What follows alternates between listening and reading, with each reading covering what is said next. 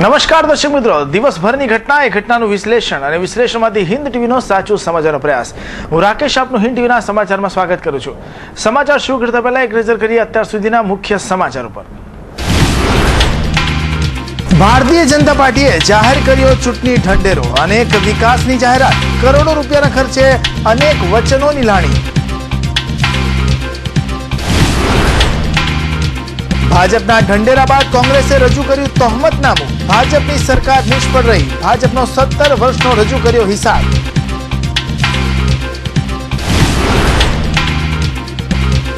સમગ્ર સુરત શહેર જિલ્લા પોલીસ કર્મચારીઓએ કર્યું એડવાન્સ મતદાન. જિલ્લામાં સરકારી કર્મચારીઓએ પણ પોસ્ટલ બેલેટથી કર્યું મતદાન.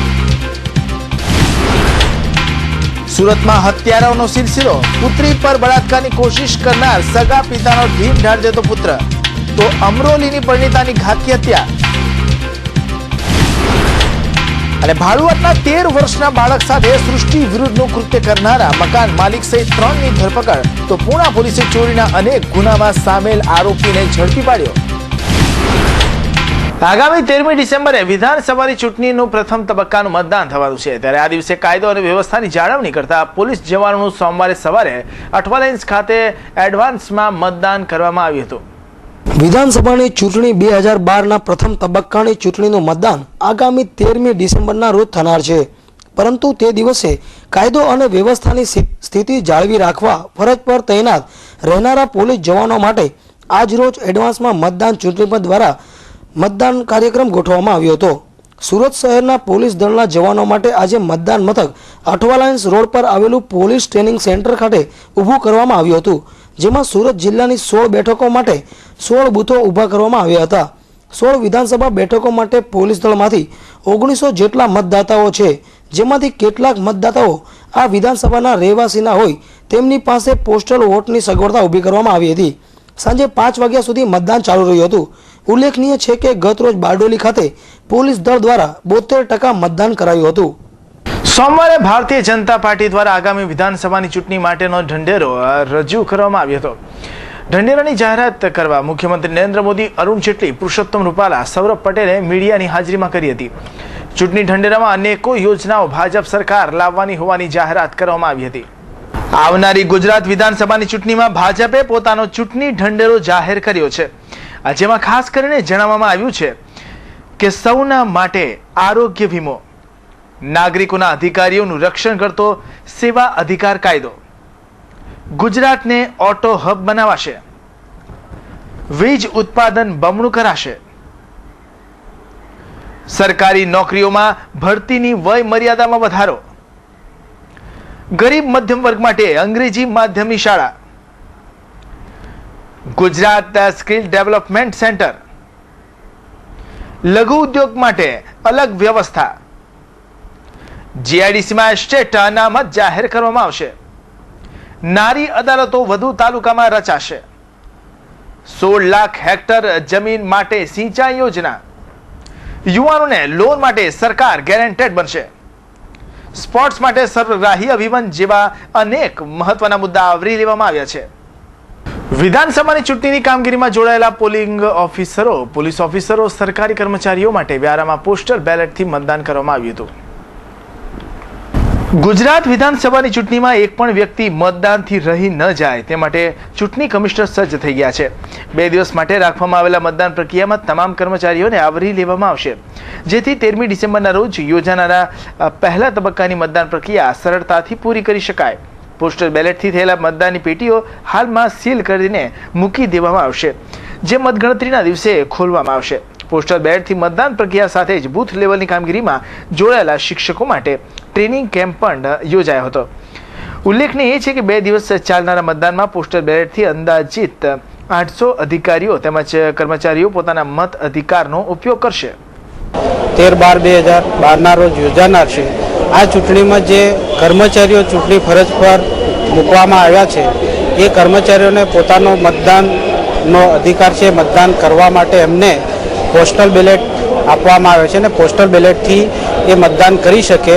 કમિશનની સૂચના પ્રમાણે જ્યાં તાલીમનું સ્થળ છે ત્યાં એ પોતાનો પોસ્ટથી વોટ પોસ્ટલ બેલેટથી વોટ આપી શકે એના માટે આ એક ફેસિલિટી સેન્ટર ઊભું કરવામાં આવ્યું છે. અહીંયા એમને પોસ્ટલ ઇસ્યુ કરવામાં આવે છે કવરમાં, અને અહીંયા એને એટેસ્ટન્ટ માટે 3 અધિકારીઓનું રૂબરૂ એટેસ્ટન્ટ કરી અને એના મત નોંધે, અને જે 171, 172 વિધાનસભાની જે ટ્રંક બોક્સ મૂકેલી છે એમાં એનું કવર નાખવામાં આવે છે. એ રીતની અહીંયા ફેસિલિટી સેન્ટર ઉપર વ્યવસ્થા કરવામાં આવેલી છે પોલિંગ સ્ટાફની. પોસ્ટલ બેલેટની ગણતરી છે અત્યારે એ ટ્રંક બોક્સમાં નાખવામાં આવશે. એ ચૂંટણી અધિકારી એના ટ્રેઝરીમાં મૂકશે, અને મતગણતરી જે 20 તારીખે છે તે 20 તારીખે ચૂંટણી અધિકારીની જે ટેબલ છે એ ચૂંટણી અધિકારીના ટેબલ પર ઈવીએમની ગણતરી કરતા. ગુજરાત વિધાનસભા ચૂંટણીના મતદાન માટે દિવસો નજીક આવી રહ્યા છે, ત્યારે સુરત જિલ્લાની 170 મહુવા વિધાનસભા બેઠક પર મહિલા ઉમેદવારની કોંગ્રેસે ઉપેક્ષા કરતા અપક્ષ ઉમેદવાર હેમાંગીનીબેનને મહુવા બાદ અન્ય મત વિસ્તારોમાં પણ સ્વયંભૂ જન સમર્થન મળી રહ્યું છે. મહુવા વિધાનસભા બેઠક પર મજબૂત દાવેદાર અને મતદારોની પસંદગી એવા હેમાંગીનીબેન ગરાસિયાની કોંગ્રેસે ટિકિટ ન આપી વર્તમાન ધારાસભ્યને રિપીટ કરતા તેમણે અપક્ષ ઉમેદવારી કરવા છતાં સૌ કોંગી કાર્યકરોએ હેમાંગીનીબેનને ટેકો જાહેર કરી તેમને જીતાડવા તન મન ધનથી કામે લાગી ગયા છે, અને મહુવાના કરસેલિયા ખાતે તેમના કાર્યાલયનું મોટી સંખ્યામાં કાર્યકરોની ઉપસ્થિતિમાં ઉદ્ઘાટન કરી દેવાયું હતું. અને મહિલા ઉમેદવાર વર્ષોથી સંગઠનમાં જોડાયેલા હોય અને તેમનો જનસંપર્ક પણ બહોળો હોય, તમામ ગામના સરપંચો પણ હોદ્દેદારીનો ટેકો મળી રહ્યો છે. ત્યારે કરસેલિયા બાદ વાલોડ પહોંચેલ ચૂંટણી પ્રચાર આ વાલોડ 4 રસ્તા નજીક પણ કાર્યાલયનું ઉદ્ઘાટન કરાયું હતું, જ્યાં મૂળ કોંગ્રેસને વહેલા પરંતુ વર્તમાન ધારાસભ્યની કામગીરીથી અસંતુષ્ટ માજી ધારાસભ્યએ આક્રોશ સાથે કેટલીક વાતો કરી હતી. તો સાંભળીએ તેમના મુખેથી. પેટમાંથી અન્ન કાઢી ખાધું છે એને એના જે પૈસા આવે ધારાસભ્ય તરીકેના તે પૈસા બધા એ એના છોકરાને કોન્ટ્રાક્ટ બનાવીને બિલ બનાવીને લઈ લે છે. એટલે એકદમ મને ભ્રષ્ટાચારીને જૂઠો છે. એટલે ઈશ્વરભાઈ એને કોઈએ પણ મત આપવાનો નથી. હેમાંગીનીબેનને આપણે અપક્ષ ઉમેદવાર છે એને મત આપવાને, કારણ કે હેમાંગીનીબેન મારા મિત્ર, એમના સસરા ઠાકોરભાઈના પુત્ર વધુ છે. એટલે હું એને અપક્ષ ટેકો, કારણ કે કોંગ્રેસમાં અત્યારે કઈ રહ્યું નથી. ઉપર જઈએ તો મોટા મોટા ભ્રષ્ટાચાર, નીચે જઈએ તો બધું છબરડો. કોંગ્રેસ ચાલી શકે તેમ નથી. એટલે આ હેમાંગીનીબેન વકીલાત તરીકે ભણેલા છે, ગુજરાત હાઈકોર્ટમાં વકીલાત કરે છે. એટલે ગરીબોના પ્રશ્ન લઈને હાઈકોર્ટ સુધી લડશે એવી મને શ્રદ્ધા છે. એટલે આપણે બધાએ નક્કી કરવાનું છે હેમાંગીનીબેનને જ મત આપવાનો. રકબી એનું નિશાન છે, એટલે એમને જ મત આપવાનો છે, અને મારો પણ પૂરો ટેકો છે.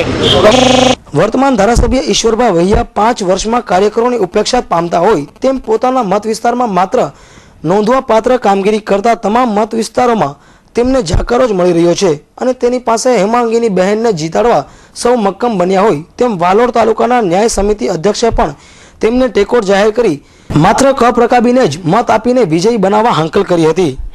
જે ધારાસભ્ય હાલમાં હતા એ આદિવાસીનું કામ કરવા નિષ્ફળ ગયા છે. એમના માટે અમે હવે અપક્ષ ઉમેદવાર શ્રી હેમાંગીબેનને જાહેરમાં ટેકો કરીએ છીએ, અને 100% એમને મત આપીને અમે જીતાડીશું. મારા સાથે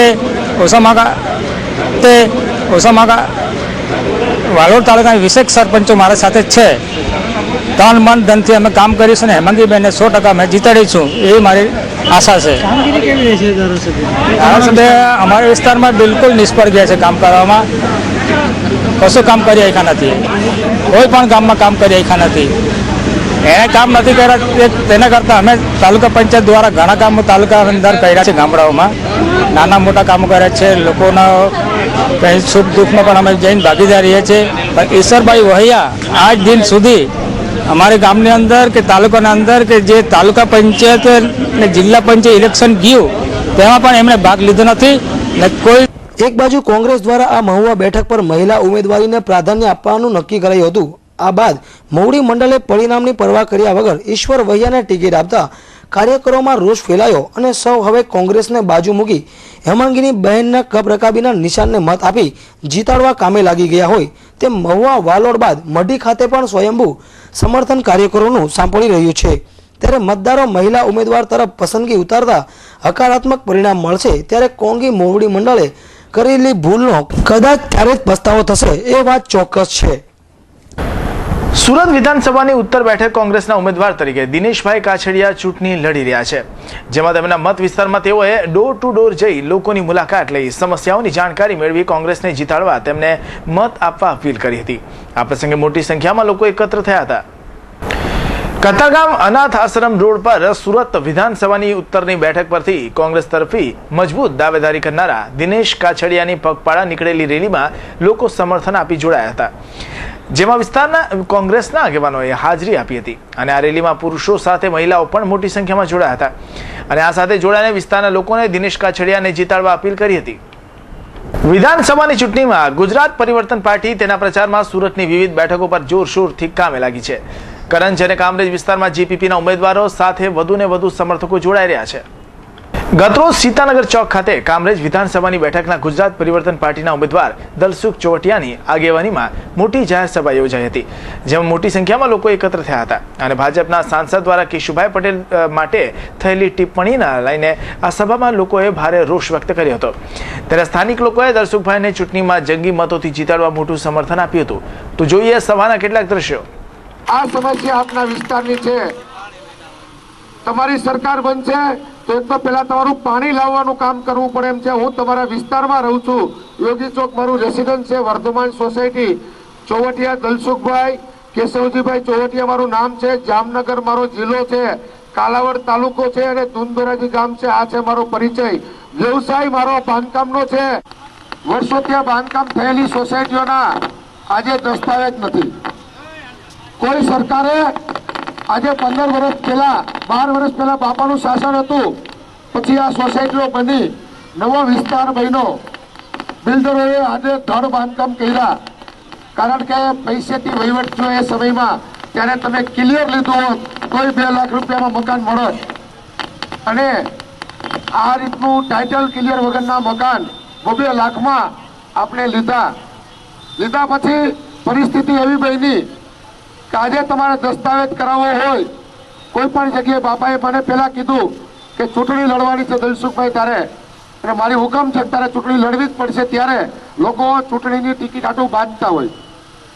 જ્યારે પરિવર્તન એક એવું પાર્ટી છે કે એમાં આપણા વિધાનસભાની ટિકિટ આજથી 2 મહિના પહેલા બાપાએ મને એવું કીધું લડવું છે. ત્યારે મેં બાપાને કીધું હતું કે અમારો વિસ્તાર છે બાપા આજ 10 વર્ષ પહેલા બન્યો છે, પરંતુ 15 વર્ષ 17 વર્ષ આ વિક્રમનગરને થયા, પણ કોઈ પણ પાયાની સુવિધા મળી નથી.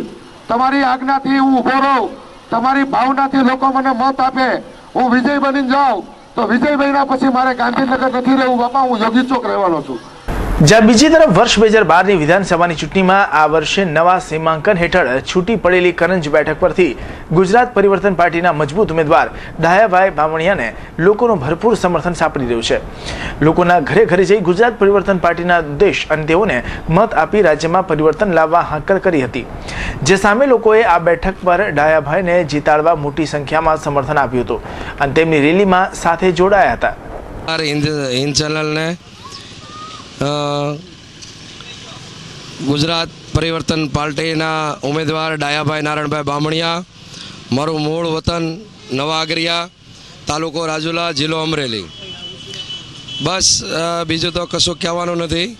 મતદારોને પરિવર્તન પાર્ટી જીપીપીને આ વખતે જંગી બહુમતીથી છૂટાડે એવી હું મતદારોને અપીલ કરું છું.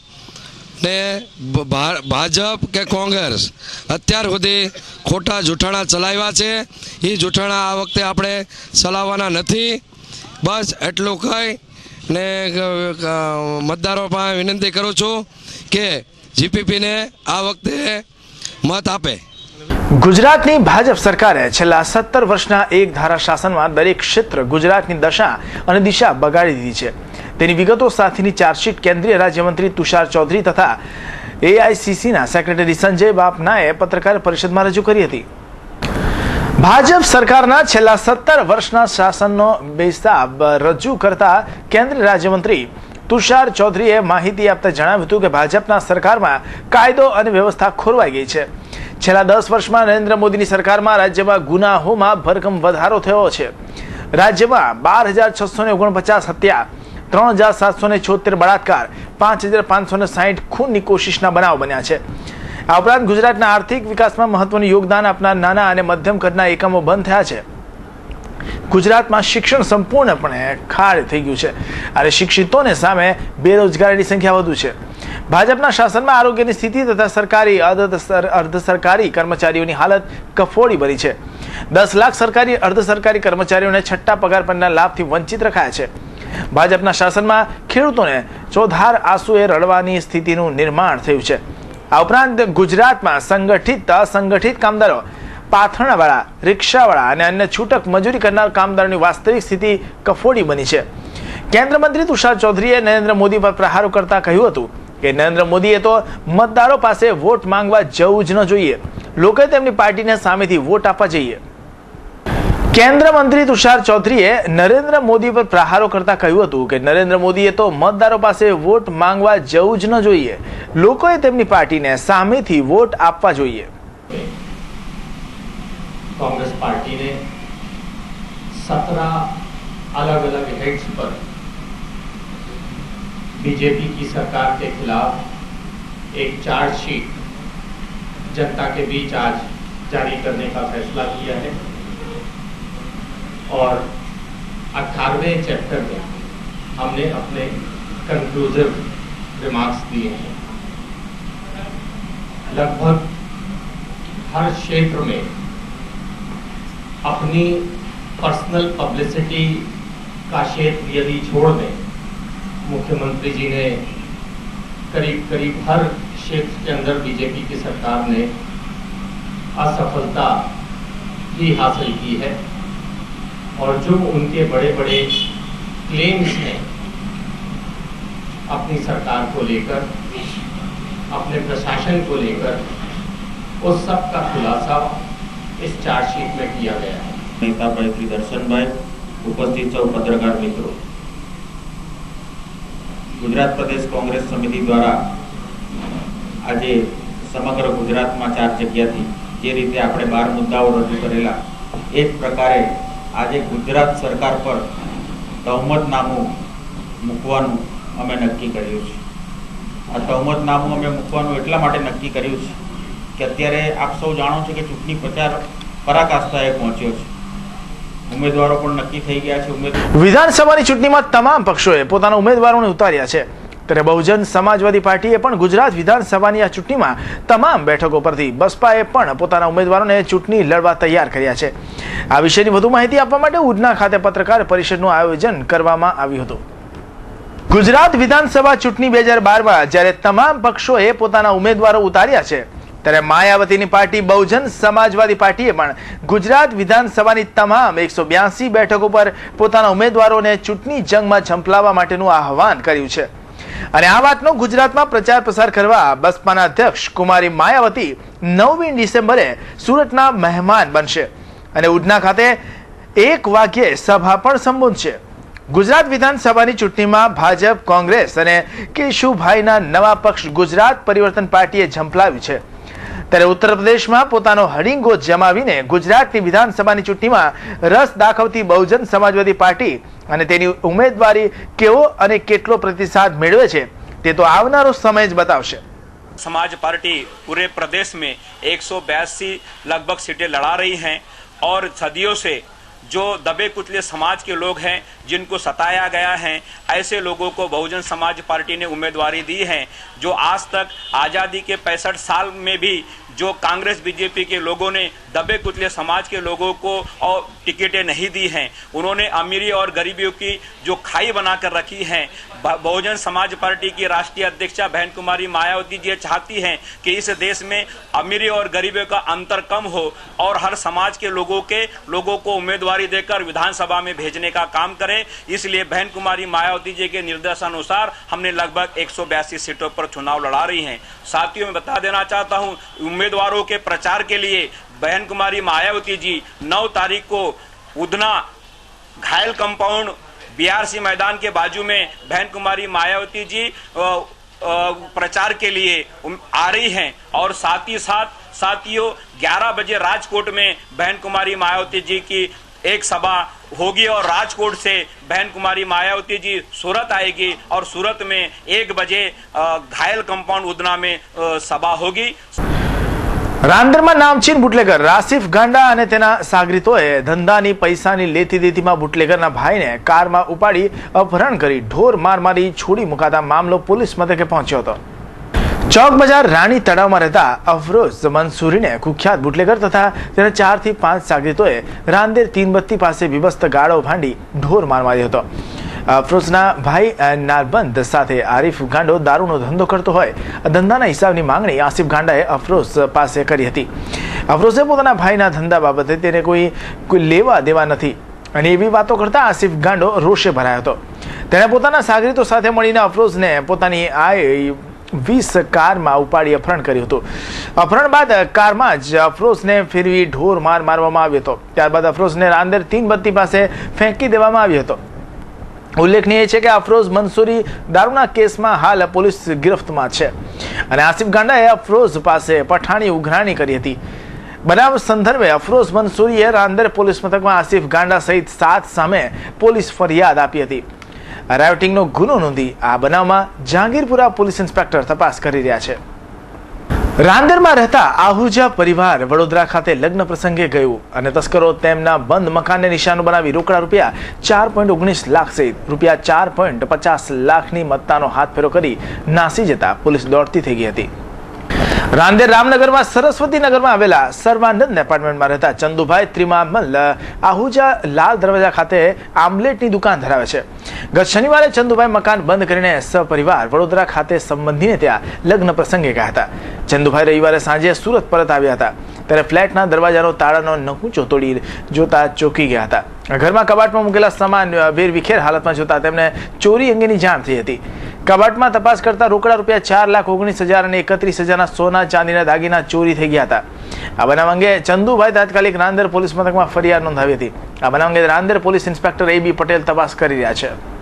ગયેલા હતા અને પછાડીથી આવું થઈ ગયું છે. એક જ રાતમાં થયું છે. ચોરી થઈ ગઈ ને બંને કબાટ તોડીને બધું રોકડ લઈ ગયા ને થોડું ગોલ્ડ હતું એ લઈ ગઈ. 2ની આસપાસ રોકડ હતી ને દાગીના મળીને કુલ 2.5 લાખની આસપાસ છે. અમને તો એપાર્ટમેન્ટમાં જ શક છે કેમ કે 2 તાળા એમને એમ જ ખુલ્લા છે અને એક તાળું ખાલી પેલું નકુજું તૂટેલું છે. ઉધના વિસ્તારમાં રહેતા હવસના ભૂખ્યા મકાન માલિક અને સાગરીતોએ તેના ભાડુઆતના પુત્ર સાથે સૃષ્ટિ વિરુદ્ધનું કૃત્ય કરતા સમગ્ર મામલો ઉધના પોલીસ મથકે પહોંચ્યો હતો. પોલીસે ફરિયાદના આધારે મકાન માલિક સહિત 3ની ધરપકડ કરી વધુ તપાસ હાથ ધરી છે. ઉધના રોડ નંબર 4 સંજયનગર ઝુંપડપટ્ટીના મકાનમાં રહેતી મોનાએ પોલીસ મથકમાં ફરિયાદ નોંધાવતા અનુસાર ઘર માલિક મોહમ્મદ શમશેર ઉર્ફે જીક્કા વાજીદ શેખ અને તેના સાગરીત સહામ હુસેન શોકત અલી શેખ અને રાકેશ દેવનારાયણ પાંડોસ તેના સગીર વયનો મહેશ ને 25 નવેમ્બરના દિવસે જ્યારે ઘરમાં એકલો હતો તે દરમિયાન મોહમ્મદ શમશેર ઉર્ફે જીક્કા વાજીદ શેખ અને તેના સાગરીતો ઘરમાં ઘૂસી જઈને તેના પુત્ર સાથે સૃષ્ટિ વિરુદ્ધનું કૃત્ય કર્યું હતું અને તેના પુત્રને ધમકી આપી હતી કે કોઈને વાત કરીશ તો તને જીવવા નહીં દેવી અને તને જાનથી મારી નાખીશ અને બદનામી પણ કરવાની ધમકી આપી હતી. બનાવ અંગે ઉધના પોલીસે સૃષ્ટિ વિરુદ્ધનું કૃત્યનો ગુનો નોંધી 3ની ધરપકડ કરી આગળની તપાસ હાથ ધરી છે. સચિન વિસ્તારમાં પુત્ર દ્વારા થયેલી પિતાની ઘાતકી હત્યાએ સમગ્ર વિસ્તારમાં ચકચાર મચાવી ચૂકી છે. બહેનને હાથ પગ બાંધીને પિતા બેરહેમીપૂર્વક માર મારતા હતા. આ જોઈ બંને ભાઈઓ ક્રોધિત થઈ ગયા હતા અને પિતાને માથામાં લાકડાનો ફટકો મારી મોતને ઘાટ ઉતારી દીધા હતા. મૂળ યુપીના રહેવાસી અને હાલ પલસાણા ઇન્ડસ્ટ્રી નગરમાં રહેતા અને મજૂરી કામ કરતા 48 વર્ષીય કૃષ્ણાભાઈ હીરાલાલ કેવટ અવારનવાર તેની પુત્રી નિર્મલાને માર મારતા હતા. રવિવારે સાંજના સમયે તેની પત્ની દવાખાને ગઈ હતી ત્યારે કૃષ્ણાભાઈ અને પુત્રી નિર્મલા ઘરમાં એકલા જ હતા. તે દરમિયાન તેની પુત્રી નિર્મલાના હાથ પગ બાંધી બેરહેમીપૂર્વક માર મારતા તે દરમિયાન તેના પુત્ર રાજેશ કુમાર અને કમલેશ અચાનક જ આવી ગયા હતા અને આ દ્રશ્ય જોઈ ક્રોધિત થઈને પિતાને લાકડાના ફટકા વડે માથાના ભાગે માર મારતા કૃષ્ણાભાઈ જમીન પર ફસડાઈ જઈ બેભાન થઈ ગયા હતા. પડોશીઓએ બંને પુત્રોને સારવાર માટે લઈ જવાનું કહેતા પિતાને સારવાર માટે નહીં લઈ જવાને વખતે પિતાનું મોત નિપજતા બંને ભાઈઓ ગભરાઈ જઈને ઘર નજીક ખાડી કિનારે લાશને મૂકી ઘરે પરત આવી ગયા હતા. જ્યારે બંને ભાઈઓના એકલા જોઈ પડોશી અને પિતા ક્યાં છે તે અંગે પૂછતા યોગ્ય ખુલાસો ન આપતા બંને ભાઈઓએ સચિન પોલીસ મથકે લઈ આવ્યા હતા.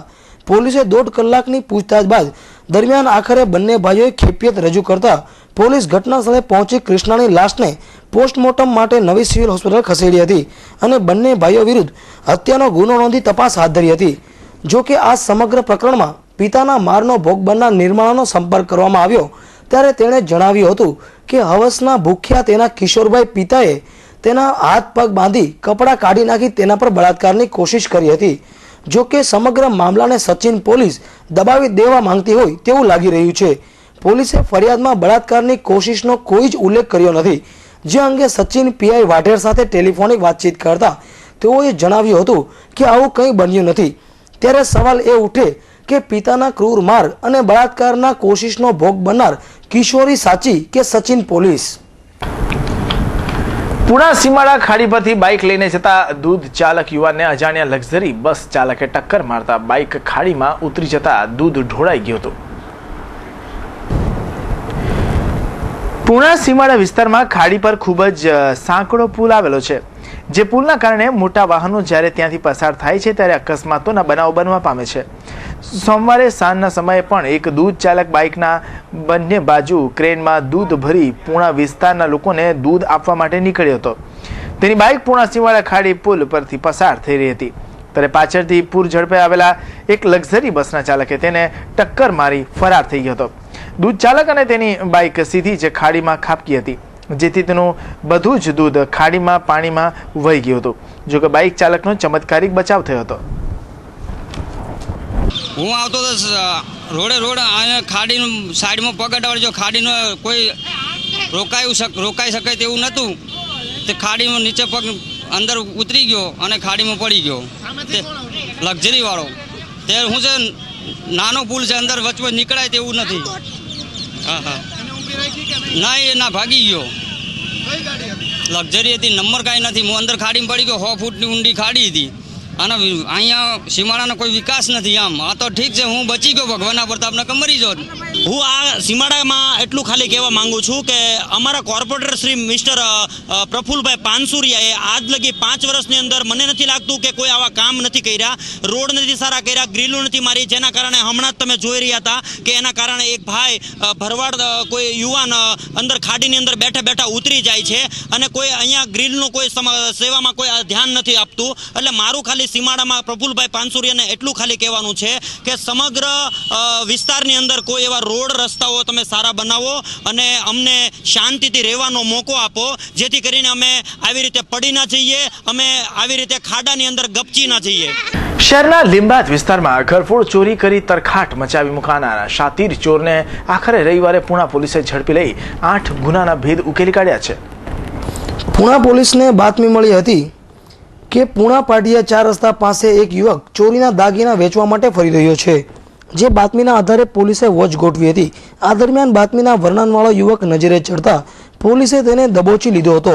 પોલીસે તેની પૂછપરછ કરતા તેને પોતાનું નામ પવન રામાનંદ પ્રજાપતિ અને તાતી થૈયા ગામે કડોદરા ખાતે રહેતો હોવાનું જણાવ્યું હતું. પોલીસે તેની પાસેના થેલામાં ચેક કરતા તેમાંથી ચાંદીના સાંકળ, ચાંદીની કડલી, વીંટીઓ, ચાંદીના સિક્કા, સોનાનું ઝુમ્મર મળી આવ્યું હતું. જેથી પોલીસે દાગીનાના બિલ માંગતા તેની પાસે પ્રૂફ ન હતું, જેથી પોલીસે કડકાઈથી પૂછપરછ કરતા આ દાગીના તેણે ચોરી કરી હોવાની કબૂલાત કરી હતી. પોલીસે પવનને પોલીસ મથકે ઉચકી લાવી કડકાઈથી પૂછપરછ કરતા તેણે લિંબાયત વિસ્તારમાંથી 7 ઘરફોડ ચોરી અને કડોદરામાંથી 8 એમ ચોરીને કબૂલાત કરી હતી. પોલીસે તેની પાસેથી દાગીના તથા રોકડા રૂપિયા મળી 40,675નો મુદ્દામાલ જપ્ત કર્યો છે. આ ઉપરાંત પવન પ્રજાપતિ અગાઉ ઘરફોડ ચોરી તથા વાહન ચોરીના ગુનામાં પણ ઝડપાઈ ચૂક્યો છે અને પાસામાં પણ જઈ આવ્યો છે. પવનકુમાર રામાનંદ પ્રજાપતિ છે, અહીંયા કડોદરા રહે છે અને મૂળ રાજસ્થાની છે. ગઈકાલે આ ઈસમ જુદી જુદી જગ્યાએ લીંબાદમાંથી 7 અને કડોદરામાંથી 1 ચોરી કરીને જે નીકળેલો એની બાતમી અમને મળેલી અને આજે માલ વેચવા જવાનો છે એ હકીકત મળેલી. તો એ હકીકતના આધારે હું તથા પીએસઆઈ ચુડાસમા અને ડી સ્ટાફના માણસો પર્વત પાટિયા પાસે વોચમાં ઊભે રહેલા. એ દરમિયાન આ ઈસમ નીકળતા એની અંગઝડતી કરતા એની પાસેથી સોના ચાંદીના દાગીના લગભગ 40,000 જેટલા મળી આવતા એને 41 વનડી મુજબ અટક કરવામાં આવેલો અને એની પાસેથી જે મુદ્દામાલ મળેલો તે સગપડતો કરીને કબજે કરવામાં આવેલો. એની પૂછપરછ કરતાં એને લિંબાયતમાંથી 7 જગ્યાએ જુદી જુદી જગ્યાએ ચોરી કરેલાનું કબૂલ કરેલું અને કડોદરામાં પણ એક જગ્યાએ ચોરી કરેલું કબૂલ કરેલ છે. આ મુદ્દામાલ કબજે કર્યા પછી એની પૂછપરછમાં લિંબાયતના ગુના નીકળતા લિંબાયત પોલીસને જાણ કરતાં લિંબાયત પોલીસમાં ગુના દાખલ થયેલ છે અને આરોપીને વધુ તપાસ માટે લિંબાયત લઈ ગયેલ છે. અને સાહેબ આ ગુનાહિત ભૂતકાળ આરોપી અગાઉ ગરફોડ ચોરીમાં પણ પકડાયેલ છે, વાહન ચોરીમાં પણ પકડાયેલ છે અને એના ઉપર પાસા પણ થયેલી છે. દિવાળી વેકેશનની રજાઓ બાદ સોમવારથી બીજું શૈક્ષણિક સત્ર શરૂ થઈ ગયું છે. બીજા સેમિસ્ટરની શરૂઆત સાથે શાળા કોલેજો ધમધમતી થઈ જતા ફરી એકવાર શાળા ખંડો વિદ્યાર્થીઓના કલરવથી ગુંજી ઉઠી હતી. શાળા કોલેજોમાં દિવાળી વેકેશનની 21 દિવસની રજાઓ આપવામાં આવી હતી. 21 દિવસના દિવાળી વેકેશન પૂરું થતા આજથી શાળા કોલેજો બીજા સત્રની શરૂઆત સાથે ધમધમથી થઈ ગઈ હતી. બીજું શૈક્ષણિક શરૂ થતાં જ શહેરમાં ફરી સ્કૂલ વાન રિક્ષાઓ દોડતી થઈ જતા શહેરના ગીચ વિસ્તારમાં ટ્રાફિકની પરિસ્થિતિ સર્જાઈ હતી. સોમવારે નવા શૈક્ષણિક વર્ષનો પ્રથમ દિવસ હોવાથી અમુક વિદ્યાર્થીઓએ હજી દિવાળી વેકેશનની આળસ નહીં ખંખેરતા શાળા કોલેજમાં વિદ્યાર્થીઓની પાંખી હાજરી જોવા મળી હતી. આ ઉપરાંત બીજા સત્રના આરંભ સાથે વિધાનસભાની ચૂંટણી હોવાથી સરકારી શાળાઓના શિક્ષકોને ચૂંટણીની જવાબદારી સોંપવામાં આવી હોવાથી વિદ્યાર્થીઓ માટે ચૂંટણી અસરકારક સાબિત થાય એમ છે. સમાજના તમામ નાગરિકોને વિશેષ કરીને વિદ્યાર્થી મિત્રો અને શિક્ષક મિત્રો આજથી 21 દિવસના વેકેશન પછી પુનઃ શરૂ થતું દ્વિતીય સત્ર સૌ ખૂબ ઉત્સાહથી સામેલ થઈ ગયા છે અને આજે અમારી શાળામાં 98% હાજરી સાથે સત્રની શરૂઆત થઈ ગઈ છે. શિક્ષકોની 100% હાજરી. ચૂંટણીની પ્રારંભે પણ વિદ્યાર્થીઓ અને શિક્ષકોમાં નવા સત્રનો ખૂબ ઉમંગ જોવા મળી રહ્યો છે. નવા વર્ષના નવા સત્રના સૌને અભિનંદન. 3 ડિસેમ્બર વિશ્વ વિકલાંગ દિવસની ઉજવણી માંડવીના દિવ્ય જ્યોત ટ્રસ્ટ દ્વારા સંચાલિત તેજસ આંખની હોસ્પિટલ તરફથી માંડવીની પૂનમવાડી ખાતે કરવામાં આવી હતી. આ પ્રસંગે મોટી સંખ્યામાં વિકલાંગો ઉપસ્થિત રહ્યા હતા. ડોક્ટર ઉદય ગાજીવાલાએ વિકલાંગોને મળતા સરકારી લાભો તથા વિકલાંગોના જાહેર જીવન કેવી રીતે જોઈએ તેની માહિતી આપી હતી. તેમજ સરકારી લાભો મેળવવા માટે કોઈ તકલીફ ન પડે તેવી પણ દિવ્ય ટ્રસ્ટના કાર્યકર્તાઓ વિકલાંગોને બાંહેધરી આપી હતી. અમરોલી કોસાડ આવાસમાંથી પરિણીતાની હત્યા કરેલી લાશ મળી આવતા ચકચાર મચી જવા પામી છે. જોકે આ હત્યા તેના પતિએ જ કરી હોવાનું ચર્ચાઈ રહ્યું છે. બનાવ અંગે મળતી માહિતી મુજબ અમરોલી કોસાડ આવાસ નંબર 357A/6 માં રહેતા અરુણભાઈ ઉર્ફે રાજુભાઈ લાલનભાઈ તિવારી ઘરની બહાર ગયા હતા. તે સમયે પરત ફર્યા ત્યારે તેના રૂમમાં તેની જ 20 વર્ષીય પત્ની રૂબીબેનની ઘાતકી હત્યા કરાયેલી લાશ મળી આવી હતી. જોકે આ હત્યા અંગે સ્થાનિકોનું કહેવું છે કે પતિ અરુણે તેની હત્યા કરી છે. જોકે આ વાતથી અરુણ ઇનકાર કરી રહ્યો છે. પોલીસે ઘરની તલાશી લેતા તેમાંથી એક લોહિયાળ ટી શર્ટ મળી આવ્યું હતું. આ ટી શર્ટ અંગે જ્યારે અન્ય લોકોને પૂછવામાં આવ્યું ત્યારે લોકોએ જણાવ્યું હતું કે આ ટી શર્ટ અરુણનું જ છે, જેથી પતિએ જ પત્નીની ઘાતકી હત્યા કરી હોવાની શક્યતા પ્રબળ બની છે. બનાવને પગલે અમરોલી પોલીસે વધુ તપાસ શરૂ કરી છે. સમાચાર સમાપ્ત કરતા પહેલા એક નજર અત્યાર સુધીના મુખ્ય સમાચાર ઉપર. ભારતીય જનતા પાર્ટીએ જાહેર કર્યો ચૂંટણી ઢંઢેરો. અનેક વિકાસની જાહેરાત, કરોડો રૂપિયાના ખર્ચે અનેક વચનોની લાણી. ભાજપના ઢંઢેરા બાદ કોંગ્રેસે રજૂ કર્યું તહોમતનામું. ભાજપની સરકાર નિષ્ફળ રહી. ભાજપનો 17 વર્ષનો રજૂ કર્યો હિસાબ.